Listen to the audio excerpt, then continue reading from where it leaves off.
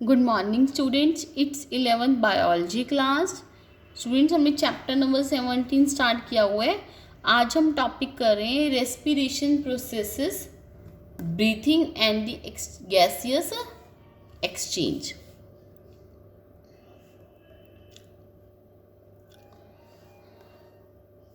इसमें देखो हमारा क्या आ जाएगा, the main mechanism of the respiration is categorized into following three steps हैं. Breathing. Pulmonary ventilation is the inflow of the atmospheric air and release of carbon dioxide rich alveolar air.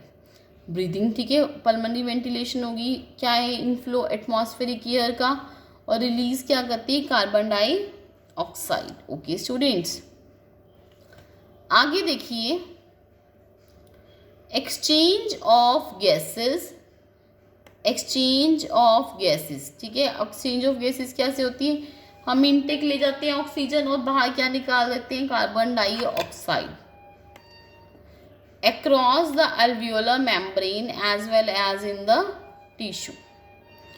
आगे, transport of gases by the blood, gases का transport होना by the blood. आगे, breathing is an extra cellular energy consuming and the physical process है। It involves the movement of the thorax and the expansion and the deflation of the lungs. Okay students, मैं आपको इस line का meaning बताती हूँ, important line है। Breathing आपको पता लग गया, एक्स्ट्रा सेलुलर है, एनर्जी कंज्यूमिंग है, और क्या है, फिजिकल प्रोसेस है। और ये क्या इन्वॉल्व करती है, मूवमेंट ऑफ द थोरैक्स, किसकी मूवमेंट होती है, थोरैक्स की, और एक्सपेंशन होती है, और डिफ्लेशन क्या होती है, lungs. Okay students, flow of the air into and from the lungs by creating a pressure. Air का फ्लो होता है अंदर की तरफ।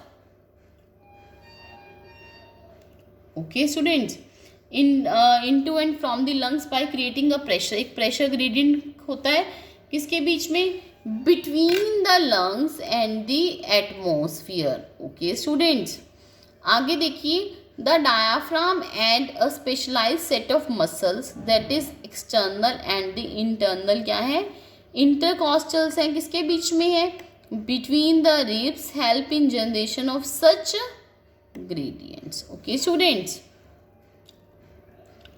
ब्रीदिंग 2 स्टेप्स में है, इंस्पिरेशन, ठीक है, इंस्पिरेशन में पढ़ रहे हैं हम सबसे पहले, और होगी expiration. It is an active process by which fresh air enters into lungs, fresh air कहाँ पे एंटर करती है, लंग्स में। It can occur if the pressure with in the lung, ये कब होती है, जब प्रेशर क्या होती है, विद इन द लंग्स है, और वो क्या होती है, less than the atmospheric pressure, that is negative pressure in the lungs with respect to atmospheric pressure. इसमें following muscles play important role कर रही है। सबसे पहले हम डायाफ्राम की बात करें। It is lowered by the contraction of its muscle fibre, कैसे लो होते हैं, कंट्रैक्शन होती है मसल फाइबर की, और becomes flat. This causes an increase in the volume of the thoracic chamber, ये क्या कॉज करता है, इंक्रीज कर जाता है volume of the thoracic chamber in the anteroposterior axis.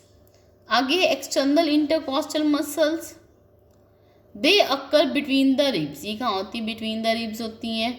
The external intercostal muscles contract होंगी and pull the ribs, ribs को खींचेंगी, and the sternum upward and the outward, जिससे क्या हो जाएगा स्टूडेंट, इंक्रीज हो जाएगा volume of the thoracic chamber in the dorsoventral axis में। ओके स्टूडेंट्स, आगे देखिए, accessory muscles of the breathing, that is the scalene and the sternomastoid and the alonaceae come into the action during the forced inspiration। जब भी forced inspiration होती है तब ये सारी क्या हो जाती है, एक्टिव हो जाती है। Thus the overall increase in the volume of the thoracic cavity क्या cause करेगी, increase in the pulmonary volume। As a result there is a decrease in, किसका decrease है, decrease in intrapulmonary pressure।